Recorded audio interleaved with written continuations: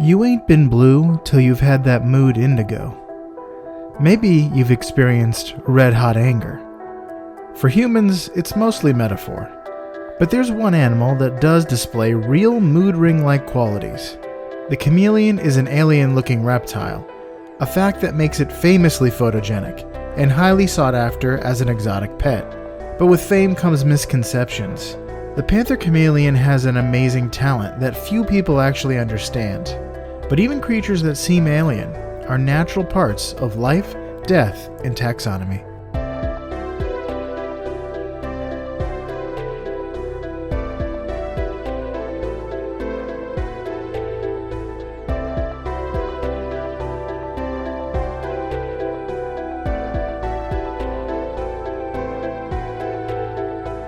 Welcome back to Life, Death, and Taxonomy. It's your 30 minutes of interesting animal information.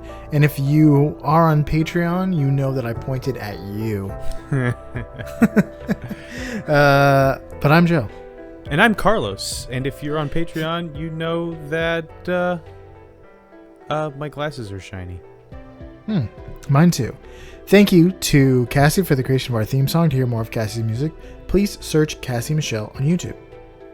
And thank you to Johanna for the creation of this week's artwork. To check that out, you can follow us on Facebook or Twitter at LD Taxonomy, or visit us at our home on the web at ldtaxonomy.com. And thank you to our Patreon subscribers, Tristan Taylor, Carol Rasperlich, and Jesse Rasperlich, who is responsible for this week's episode.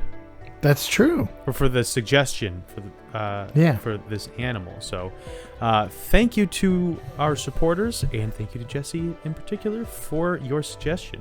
And I may be biased, but I feel that Johanna's getting better and better with every passing week. It looked really good to start out with. So it.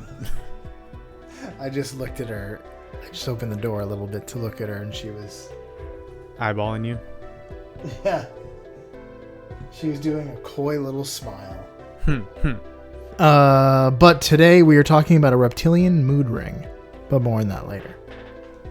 Let's get emotional girls to all wear chameleons. Can you imagine if you were holding a chameleon and it just it changed colors based on your mood? That would be nuts. That would be weird. But yeah, we're talking about the Panther chameleon. Also, as an aside, for Valentine's Day, my wife got me some steampunk things for my office. Just a couple things because I like the aesthetic, and they happen to be octopus based. Cephalopods, my favorite. Nice. Class. So, if you're on Patreon, you can see this little poster I got, but it's a picture of an octopus holding 2 toilet paper rolls, and it says, "Your butt napkins, my lord." I already have. I was just thinking I should get some stuff from my favorite animal, but I already have.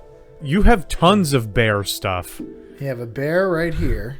There's a picture of a bear, and it's probably impossible to see, but there's also a bears in a canoe, holding, which is also holding coasters. Your whole life has been bear oriented, so I'm not surprised that you already have an office full of bearphernalia. There's also an owl. There's also an owl thing. Owls here. Are cool. Owls would probably be second to octopuses for me. Right here, it's impossible to see, but there is a tape dispenser that is a hedgehog. Huh. I cannot see any of this. No, but nobody really can because it's very small, and I'm just I'm sitting in a way that covers it all anyway. You got to put it in the shot. Let everybody see. Very hard to do. Let everyone see your good deeds. Actually, I'd probably go crocodile. That's probably my favorite animal, and then octopus and owl, but no mammals. Get them out of here. So, but this week, we're not doing a mammal. We're doing the Panther chameleon, like I mentioned. That's right. Also known as mood clings, color me thine, and karma. Because karma, chameleon. It That was comes served and up to you. goes. What? And a silver platter. Yeah, that one was easy, but I couldn't not. I was contractually obligated to sing that song. I thought, how can you not? You're a Boy Scout. What? I'm sure you cannot from your years in the I can Scouts. bowlin and square knot, and that's about all I can remember at this point. Maybe a clove hitch, but after that I'm done. I cannot not. And bowling? No, just the regular one. Ah. Let's taxonomize the panther chameleon. It's in a kingdom you know, love, and are in, and that kingdom is Animalia. The phylum is Chordata. It's got a spine. The class is Reptilia, like the song. The order is Squamata. The suborder is Iguania. So, bet you didn't know that this was in the same suborder as iguanas. It's technically an iguana. The family is Chameleonidae. And the genus is Furcifer, which I think was the cat in Cinderella. The species is Pardalis. So Furcifer pardalis. Or pardalis. But since we're in the business of naming things, it's time for my favorite part of the show, critter groups. The part of the show where I ask you, Joe, a question, and that question is the same every time. What is the name of a group of this animal? Or what is the term of venery? Or what is the collective noun? It all means the same thing. If you saw a group of chameleons, would you say that's A, an alteration of chameleons, B, a blend of chameleons, C, a camouflage of chameleons, or D, a distortion? A blend. Final answer. The answer is camouflage. Interesting. The misconception has gone too deep this time. Yeah. But yes, it's a camouflage of chameleons, and it's also alliteration. So there you have it. It's fun, just like the last one. The nomenclature actually is interesting. Hopefully, we don't lose this. Our files here, because then I won't have a backup. But the nomenclature means forked leopard. So furcifer refers to things that are pronged and forked, and the pardalis is like leopard spotted like a leopard or leopard like. Chameleon means ground lion. And I never realized that last part is Leon. I was like, I guess so. I wonder if it's because of they often have crests that could be, mane-like. I mean, it's all odd because chameleons don't spend very much time on the ground at all and are about as far removed from lions as you can be. But that's where we get the name Panther chameleon here. Because it all comes from this lion concept. But yeah. So it's a camouflage of forked leopard ground lions. Do you want to know what this thing looks like? Sure. The chameleon is actually, this is a really interesting animal. You could probably pull 3 or 4 major facts from this one. So we'll cover the other ones that are not the major fact. Karma, the chameleon, is a squat-bodied lizard with a vertically flat torso, a large head, and a long curved tail. Its triangular head juts straight out from its body, so it's a no-neck chump, and it has a short ridge rising from the top. It's not as much as other chameleons that have like this big frill-looking ridge, but it's still there on the panther chameleon. Its head is also flanked by 2 massive eyeballs that stick out from their sockets on either side. And these eyes are almost completely covered with their scaled eyelids. I remember up until researching this. Yeah, I remember. Monday. I used to think that that was their eyeball. Because you see a chameleon, it's like it's the part of the eye that moves is just scaly. So I thought that was their eyeball, but no, it's actually their eyelids, and it's closed around almost completely around the eye, except for the hole that leaves the pupil exposed. So it doesn't have a lot of peripheral vision because of this. But to make up for it, it can rotate its eyes, each eye, in a 180-degree hemisphere.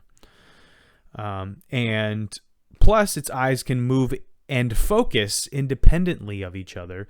So it has full 360-degree, a full 360-degree range of vision, and it can look and focus on two different objects at the same time.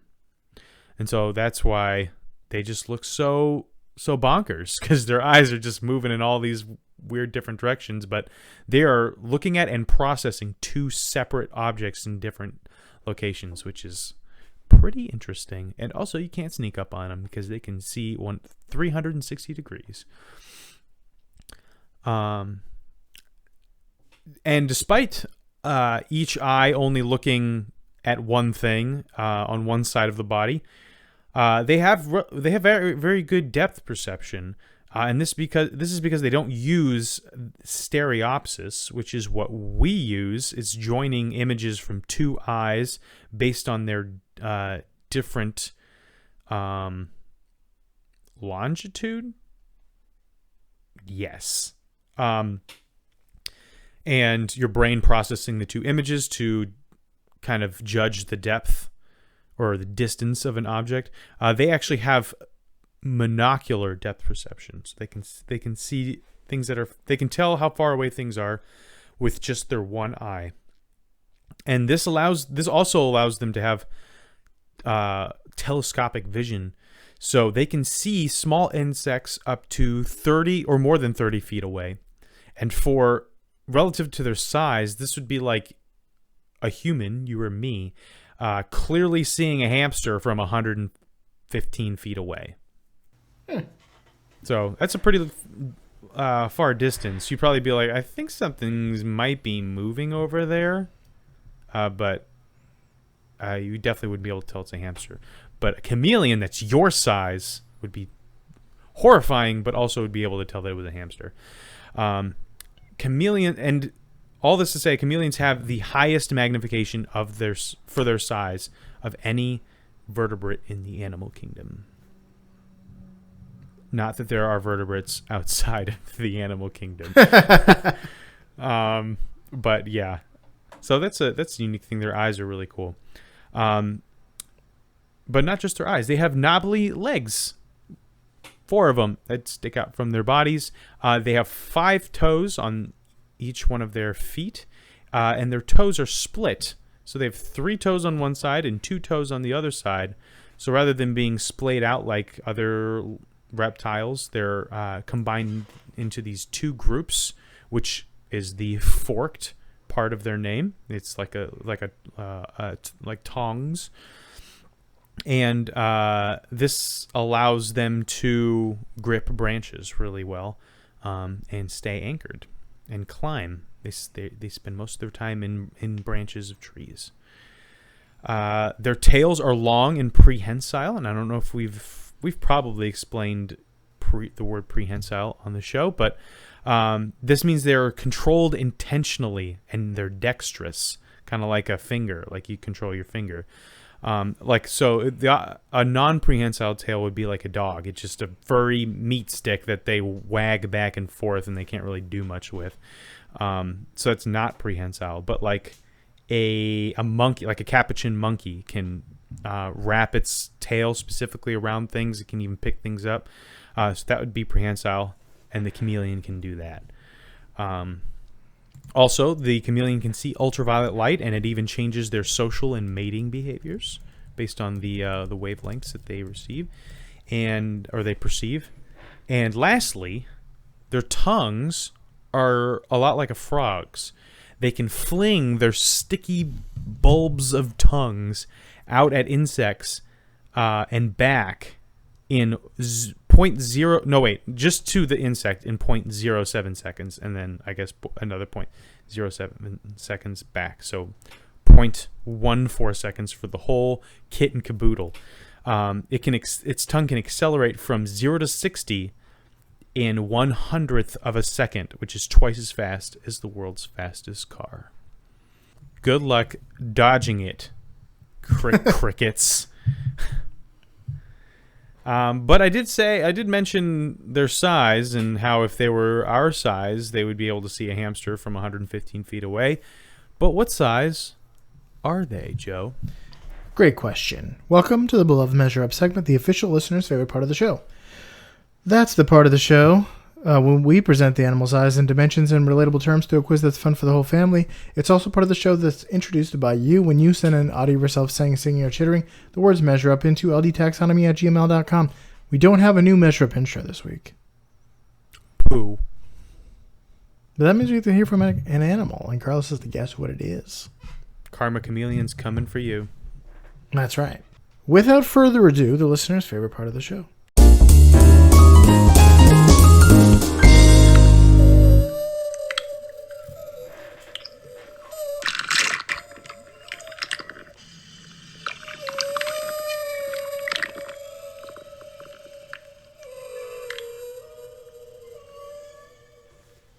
Is that A, a humpback whale, B, an orca, C, a beluga whale, or D, a whale shark, or E, a ghost? Yeah, it sounds really creepy. Like that must be like an eerie thing to hear. Also, apparently it's like the loudest sound that an animal can make, so you're probably going to go deaf.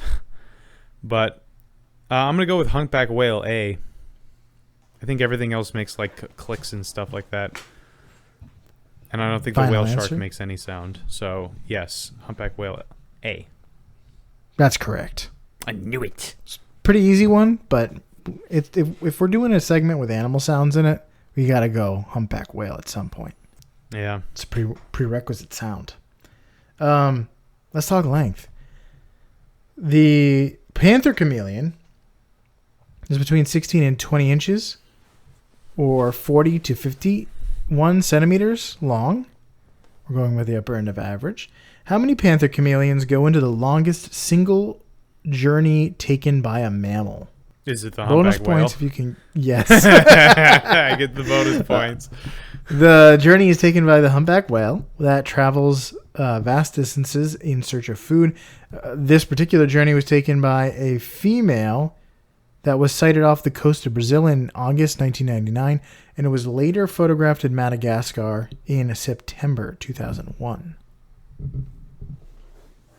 I don't know. What is that, like 30,000 miles? That's what we're going with.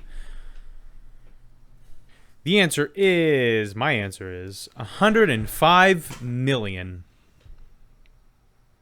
105 million chameleons. Million chameleons. Yeah, that's... The correct answer is 19,289,952. Maybe 30,000 miles was like way too much.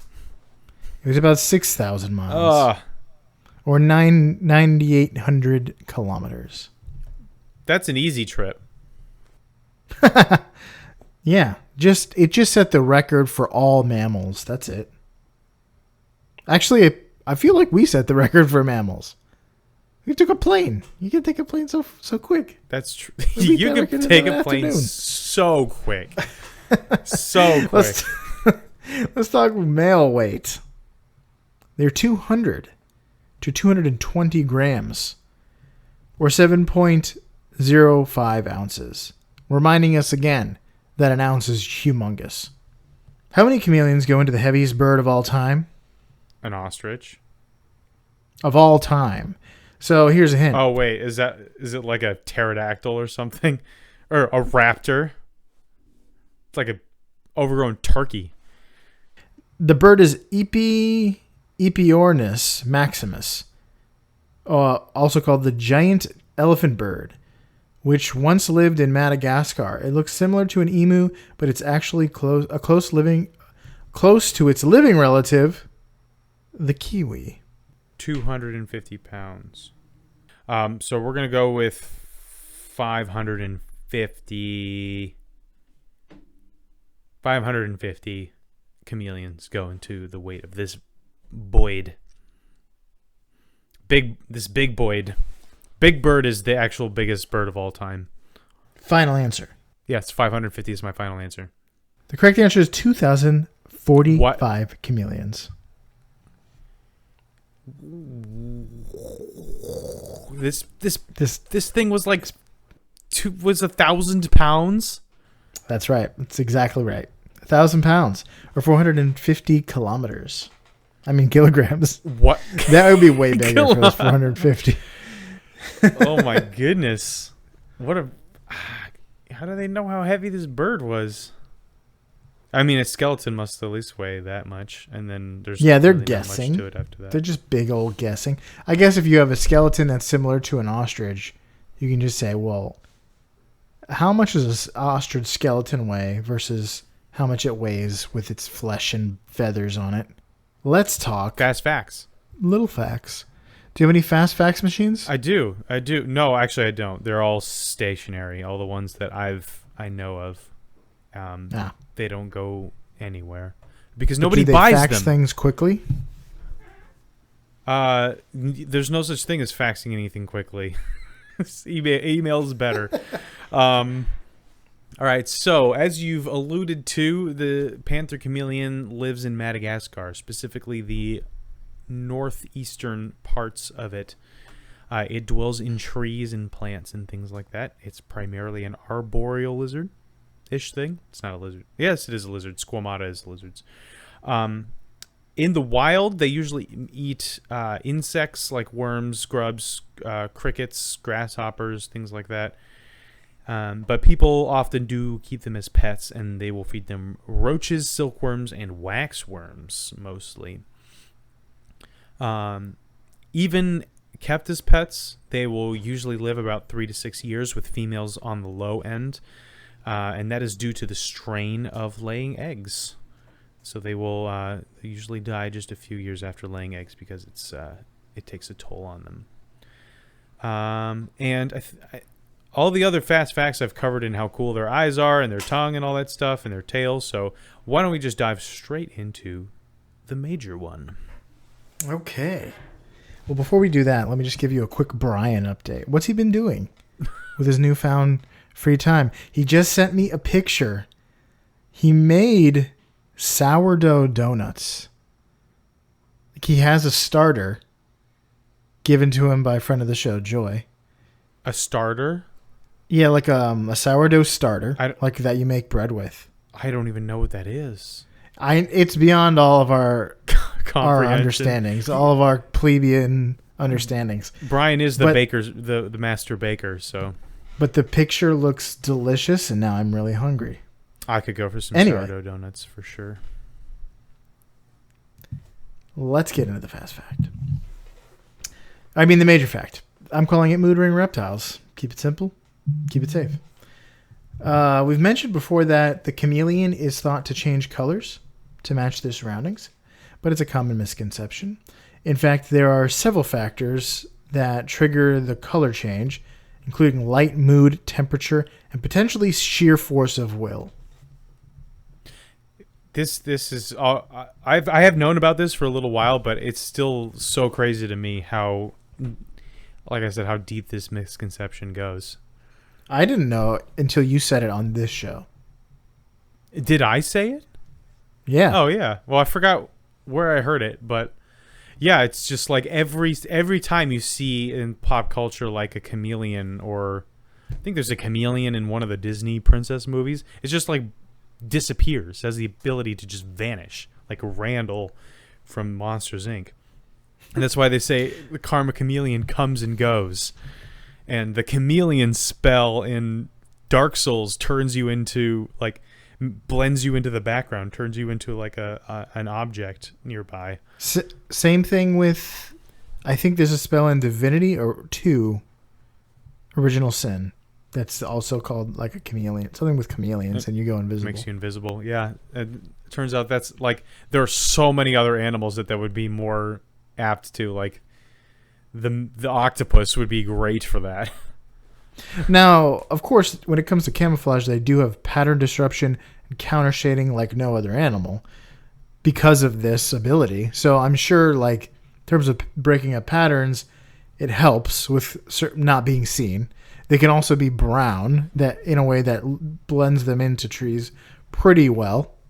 But they're not like absolutely invisible, sort of. They're not as good at it as like blending into their background as an octopus is. Or a leaf bug. Yeah. But first, why do they change their color? They're thought to change colors for 2 reasons. And the first is communication. They're relatively solitary animals, but when they do come together, it's time to mate. In a camouflage? Yeah. When 2 males come together, they will puff themselves up and change color to establish dominance, with the loser changing to a dull, dark color, diminishing and returning to the west. And remaining Galadriel. Yeah. Family madrigal. Madrigal. Madrigal dinner. The other reason they change color is they use it to thermoregulate. As cold-blooded animals, controlling their body temperature is essential. Dark colors allow them to absorb more heat, and brighter colors reflect more light and heat. The changing colors allow them to fine-tune more than just sitting on a warm rock, like other lizards. That's cool. That's cool. That makes sense. That would be cool. That would be major fact-worthy right there. When you want to absorb heat, you just become a darker color, and then when you're looking to stay cool, you reflect it off, like wearing a white T-shirt. Yeah. So the reason we're doing this is because Jesse specifically asked, how does this work? Is it chromatophores? Well, yes, but also no. Their color change can be stark, but it's not as sophisticated as cephalopods. And it's a completely different mechanism, but also the same mechanism, but also a different mechanism. I'm so confused. Cephalopods primarily use chromatophores, but like something like an octopus will also change the shape of their skin. But to change colors, they use chromatophores. The chameleons use something called iridophores, like iridocyclitis or iridescence. That sounds like it makes sense. Iridophores aren't pigments like chromatophores. Instead, they are crystalline structures that change shape. When they're at rest, they're an iridescent blue. When the crystals are excited, they change shape and change the wavelength of light they reflect. What? So when they're calm, the crystals bunch together. And when they're stressed or excited, the crystals loosen, reflecting reds, yellows, or white. What? This is crazy so far. So far, crazy, yeah. Yeah. There's a second layer of iridophores that acts as a sun shield that the lizard can adjust to let in more or less sunlight. So it's like a built-in sunscreen that you can change to let in more, get a tan, let in less. Don't get a tan, don't get sunburned. So we don't know exactly how they control this, but it's likely hormones or neural. I wrote hormonal or neuronal. I'm pretty sure that's just neural. Yes, probably. But that's not all. Panther chameleons have several layers of skin that aid in their color changing. So I've talked about the iridophores, that's unique to them, but they also have chromatophores. They have everything. Yeah. So here's what the layers are. The top layer is a mix of xanthophores, which produce yellow, in erythrophores, which produce red-orange. Of course, everyone knows that. Yeah. You're preaching to the choir here, Joe. Xanthrophores. That's definitely something from Star Trek: The Next Generation. Iridescent light-producing iridophores are also mixed into the top layer. So next, the layer under that is the reflective iridophore layer, which is the one for thermal regulation. And then under that is a brown melanophore layer. Okay. Melanin, brown. So they change their actual skin color with the chromatophores, but they also adjust how you see those pigments by adjusting the iridophores. Now, the iridophores are the crystals? Yes. I think it's something else. The shape-changing crystals. Okay. So, like, these crystals reflect the light, change the way that they reflect light. Or actually, in the case of one of the layers, they produce the blue light when they're resting. They literally produce light. They don't glow necessarily, but they reflect light. There's a distinction that I don't understand, because there's a reflective layer and there's also a color producing layer. Now, I don't know if that just means like one of the layers is just there to reflect light, to take light, to get rid of light. And one of the layers like changes the color, and that's what they mean by producing colored light. But like if you put it, it doesn't produce light, because if you put it in a dark room, it wouldn't shine. No. So here's if that's all too cerebral to understand and understand how it works. Here's an example. Green is a good example of how they work together. So when you see a chameleon that's green, this is what's happening. So without iridophores, chameleons would be red, yellow, or brown. The Panther chameleon at least. But to make green, they change their skin pigment to yellow with the top layer of the chromatophores, and then relax their iridophores to produce blue light, creating green. So that top layer of skin makes yellow pigment and then reflects blue light to make green. So there's a deep understanding of color combinations and primary colors and stuff like that. Right. I mean, probably not an actual understanding. It's clearly an understanding from the one who made the chameleon. Yes. So now let's say that you take that yellow light, or that yellow pigmentation, and then you have the iridophores excite to create white. What's this? And that produces a bright yellow. What's exciting the crystals? Their Is it like moods. Like when they are excited or when they're calm, the crystals bunch together and create the blue. Yeah. That's their resting phase. All knit together is their typical resting phase, which creates an iridescent blue. But then when they're excited, like when the lizard is excited or like freaked out or scared or annoyed, they spread out. These crystals spread out and create white. Is it like so when the electrical impulses in their muscles? Is it like blood pressure?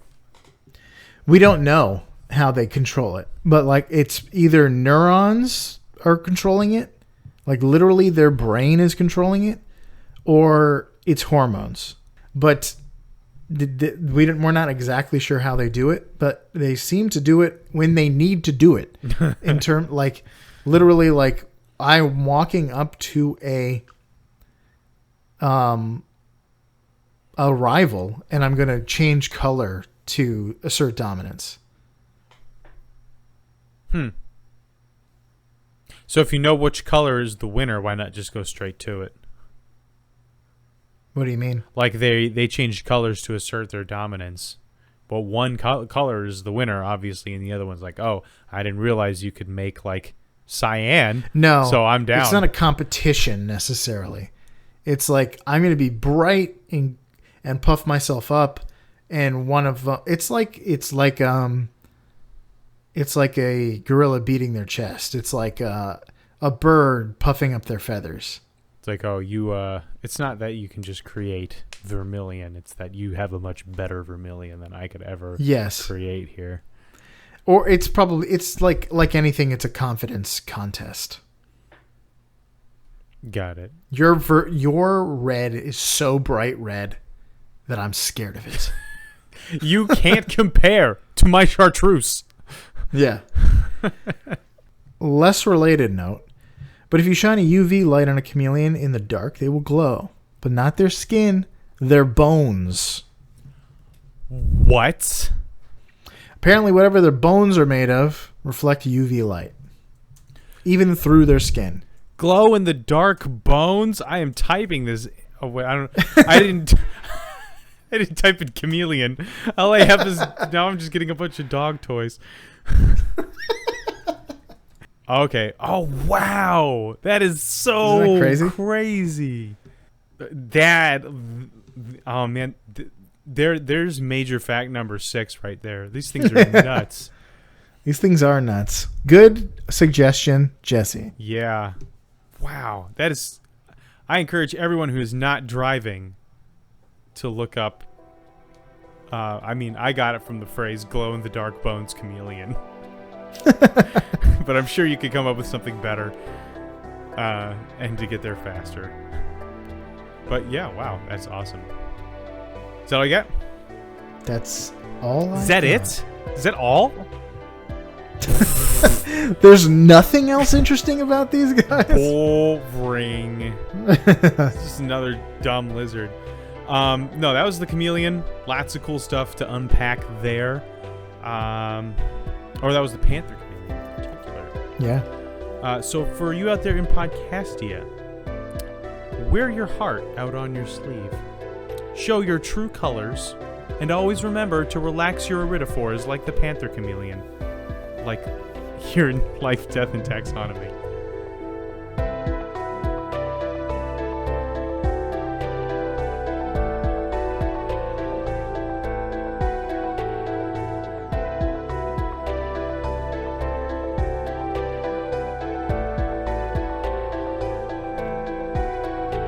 Hey Taxonomy Titans, I just want to remind you that we now have a Patreon. Patrons can see full video episodes and get shoutouts on the show.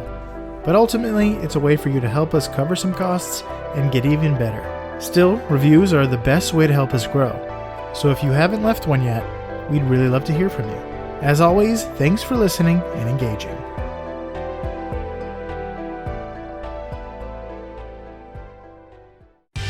Life, Death, and Taxonomy is my favorite in the world podcast.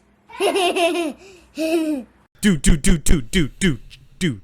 Just relax your iridophores. I'm going to need you to sit down and relax those iridophores like you've never relaxed them.